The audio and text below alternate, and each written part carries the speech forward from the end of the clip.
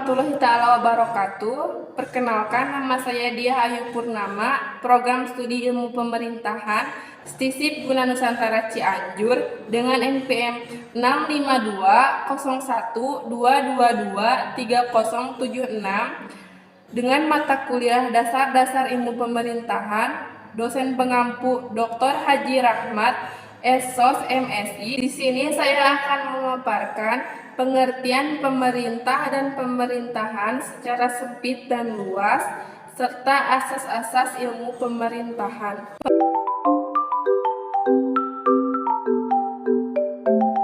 Pemerintahan dalam arti sempit adalah suatu badan persekumpulan yang memiliki kebijakan tersendiri untuk mengelola serta mengatur jalannya suatu sistem pemerintahan di suatu negara.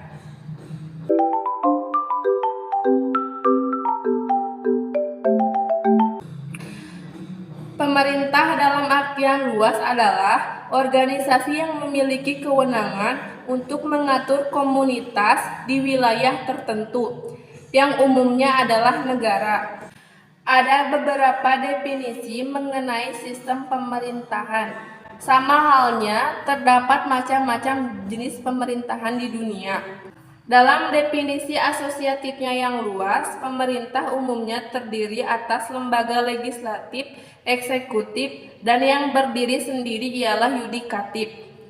Pemerintah merupakan sarana untuk menegakkan kebijakan organisasi, sekaligus sebagai mekanisme untuk menentukan kebijakan.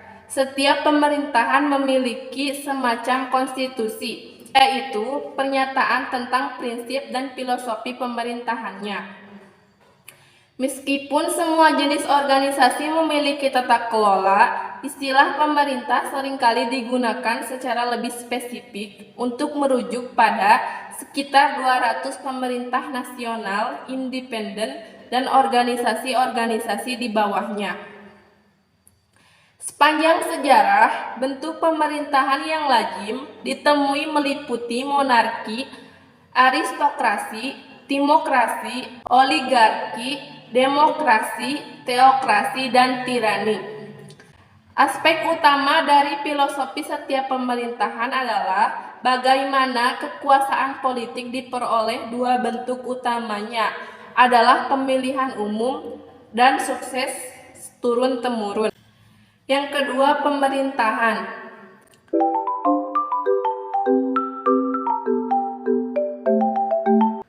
Pemerintahan dalam arti sempit adalah segala kegiatan badan-badan publik yang hanya meliputi kekuasaan eksekutif. Pemerintahan adalah semua aktivitas, fungsi, tugas, dan kewajiban yang dijalankan oleh lembaga untuk mencapai tujuan negara.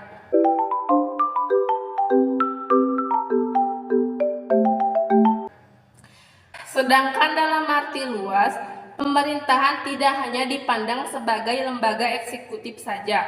Dilansir dari situs BPS Provinsi Jawa Timur, pemerintahan dalam arti luas adalah segala kegiatan badan publik meliputi legislatif, eksekutif, dan yudikatif dalam upaya mencapai tujuan negara. Dalam arti luas, pemerintahan merupakan segala urusan yang dilakukan negara untuk menyelenggarakan kesejahteraan rakyat serta kepentingan negaranya sendiri. Menurut Hyang Imam Kinasih Gusti, dalam buku Perbandingan Sistem Pemerintahan Negara Indonesia dan Perancis tahun 2022, dalam arti luas, pemerintahan tidak hanya menyangkut lembaga eksekutif saja, melainkan legislatif dan yudisial. Dengan demikian, pemerintah arti luas mencangkup kekuasaan legislatif, eksekutif, serta yudikatif. Ketiganya menjalankan tugas untuk mencapai tujuan negara. Yang ketiga, asas-asas ilmu pemerintahan.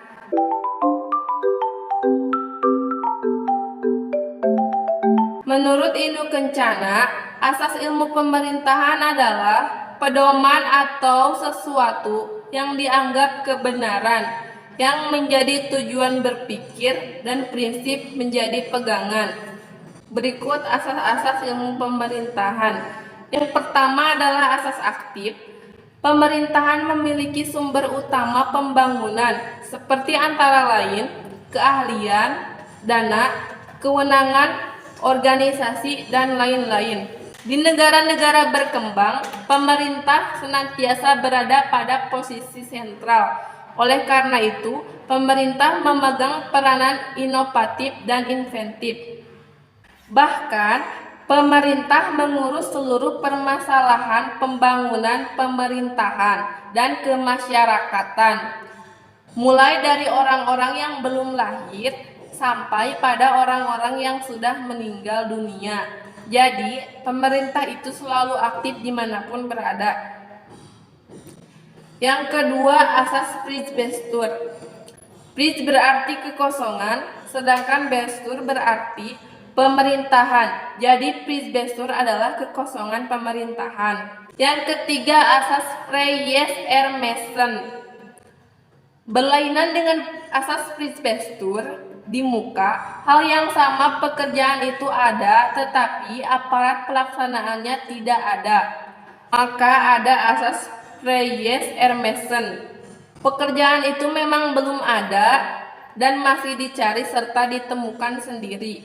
Dalam hal ini, pemerintah bebas mengurus dan menentukan inisiatif pekerjaan baru, sepanjang tidak ada pertentangan dengan peraturan perundang-undangan yang berlaku ataupun ketentuan-ketentuan lain yang berkenan dengan norma kebiasaan suatu tempat. Yang keempat, asas historis adalah asas yang dalam penyelenggaraan pemerintahan, bila terjadi suatu peristiwa pemerintahan, maka untuk menanggulanginya, pemerintah berpedoman kepada penanggulangan dan pemecahan peristiwa yang lalu yang sudah pernah terjadi.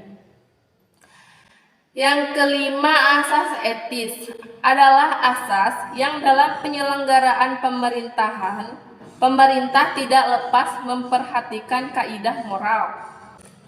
Yang ketujuh, asas otomatis adalah asas dengan sendirinya, yaitu bila ada suatu kegiatan baru yang di luar tanggung jawab suatu departemen atau non-departemen, baik sifatnya rutin maupun sewaktu-waktu, maka dengan sendirinya pekerjaan itu dipimpin oleh aparat departemen dalam negeri sebagai poros pemerintahan dalam negeri, walaupun dengan tetap melibatkan aparat lain. Yang terakhir adalah asas Gouvernement de pouvoir, adalah asas kewenang-wenangan pemerintah dalam penyelenggaraan pemerintahannya, atau sebaliknya, ketidakpedulian pemerintah terhadap masyarakat. Jadi, asas ini merupakan pertentangan dari semua asas yang telah disampaikan sebelumnya. Demikian pemaparan pemerintah dan pemerintahan secara sempit dan luas, serta asas-asas ilmu pemerintahan yang dapat saya sampaikan. Mohon maaf bila ada kekurangan. Terima kasih atas perhatiannya. Wassalamualaikum warahmatullahi wabarakatuh.